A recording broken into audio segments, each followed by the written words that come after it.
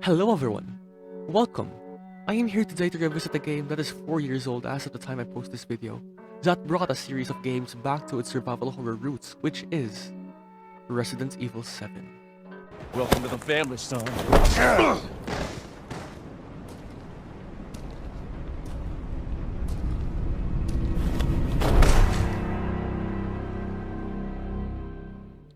So with the movie on the way, I decided to make a short series of videos called Revisiting Resident Evil, which talks about my personal opinion on the Resident Evil franchise as a whole. So without further ado, let's get started, shall we?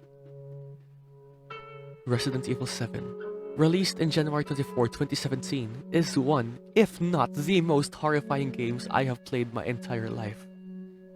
Now you might say I'm exaggerating, but trust me when I say that this game saved the entire Resident Evil franchise after the destruction which is RE6.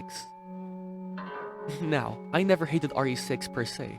In fact, I enjoyed it as what it is, an action game, especially playing it with my best friend. But what matters most in Resident Evil, to me personally, and among many fans, is survival horror. Now RE7 perfected this in a lot of different ways, from the opening, to the gameplay, atmosphere, characters, story, and so much more. Let us split this video into parts and start with, of course,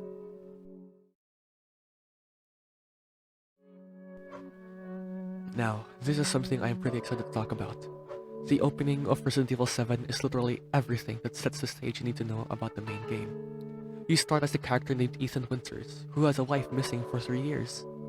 After receiving a mysterious email that she mysteriously returned, he decided to go find her. After using the VHS tape and seeing Mia stuck in her jail cell, you now wonder, what the heck happened? What's going on here? A bunch more questions get added in after your reunion with Mia as she literally gets captured again by something. After looking up the stairs and going back to the basement is where you finally get why she is imprisoned there.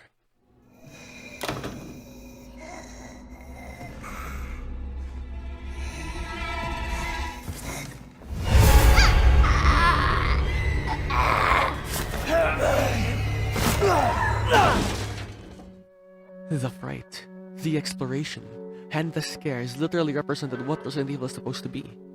With the change in perspective to first person literally adds the immersion on a deeper level. Once Mia cuts Ethan's hand off, and Ethan receives his gun, a lot more questions are gonna pop up in your head. Will Ethan die? If Ethan's wife is already like this, what about the other residents that will appear in this game? This intro, like I said before, sets up everything you will have to learn in this game. Puzzles, combat, exploration, and so much more. And RE7's intro did it so perfectly. Now what about the other residents? How frightening will they be?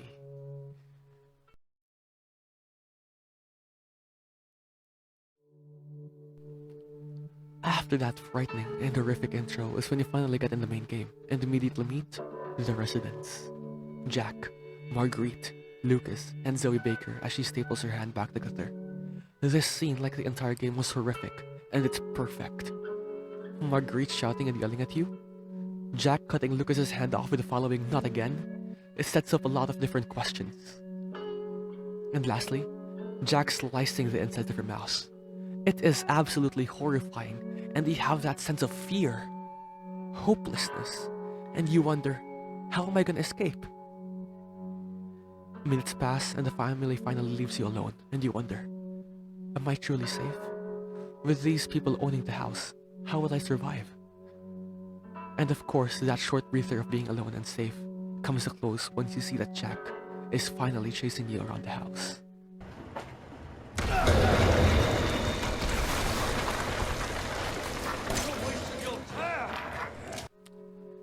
He will never, and I repeat, never stop pursuing you. This is when the true horror starts in this game. And there is so much more nasty things that you will encounter. To Jack cutting a police officer's head in half. Jack chasing you all over the house, which is absolutely scary and terrifying with all his dialogues as well. Marguerite chasing Mia while you play as her in a VHS tape. And then Marguerite finally chasing you. And of course, Marguerite mutating to become a giant spider monster that is just so disturbing to look at. And the last person that you will encounter is the very Saw-inspired Lucas Baker. I am telling you right now, if you are a fan of survival horror, this is definitely the game for you, and this is definitely something you will enjoy. Because I did, and I'm not even a fan of survival horror. In fact, I was doubting on buying this game because of how terrifying it is, and trust me, it did not disappoint. It is a great modernization and callback from the very first game, also taking place in a mansion by the way, and it did its survival horror origins justice, and I love it.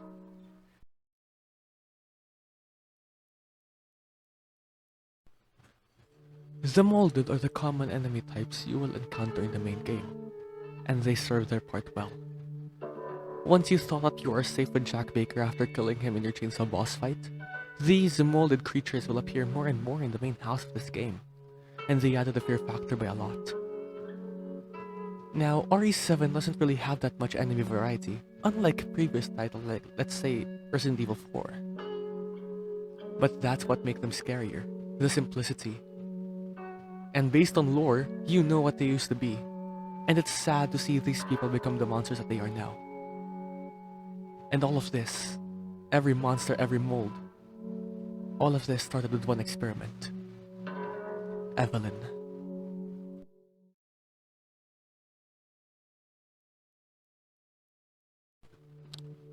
Now, Eveline was this modified bioweapon since birth by the mysterious newly introduced The Connections. She has this power to manipulate the thoughts or even cause hallucinations of those who came into contact with her after an abnormal microbe was merged with her DNA during the embryonic stage. Eveline was special in the fact that she was the first E-type bioweapon.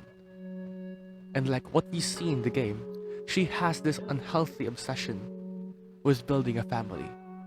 And sadly, that is exactly what we see happen to the Bakers. They fell into the hands of Eveline, causing them to transform, becoming the monster that they are now, forgetting the humanity that they had. Now, as you play and progress through the main game, all the questions that popped up as you played the intro finally gets answered through the form of documents, cutscenes, files that you find in the main game. And of course, there is one last character that I never mentioned. During the Dynasty of the Bakers, who was the grandma with you that mysteriously disappeared without a trace? Well, it is none other than Eveline herself. With her rapid aging, those 3 years being stayed and locked up in the Baker house caused her to become old.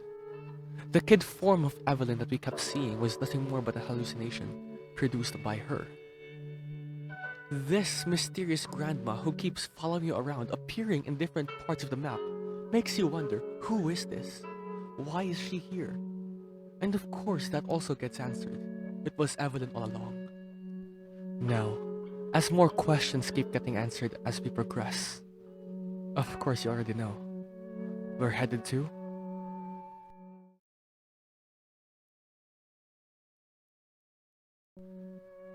the ending of the game is pretty straightforward, very linear even. After dealing with the ship section and realize everything that's been going wrong from the very beginning originated from Eveline, is when you finally get to take her down. What I like about this is the fact that everything, from the very beginning, everything comes full circle. You come back to the first house from the very beginning of the game. How Eveline taunts you with hallucination of Mia around the house. And once you inject Eveline with a cure, she transformed to her molded form. This fight, however, was quick, easy, and like I said, straightforward. But I like it that way. After all the horrors you have experienced from Lucas, Marguerite, and Jack, this fight has no run here, run there, think of an escape route. It is just a straightforward shoot Eveline or die trying. And after a couple of shots, Eveline throws you out of the house, and you both take the battle outside. And it seems that you are hopeless. There is no possible way that Ethan can win this. Questions start popping up on your head again. Will Ethan die? Could this possibly be the end? Helicopters flew in, however, and they drop you a very special weapon that can take this mutated Eveline down. Once you receive this special gun from the helicopters above, and put down Eveline for good, you finish the game. At last, Ethan, your character, is at peace. His wife is saved by these mysterious people who helped you. With... wait. An umbrella logo? One last question appears in your mind once you realized. The person who helped you is no other than... I'm Redfield. I'm glad we found you. Chris. With umbrella?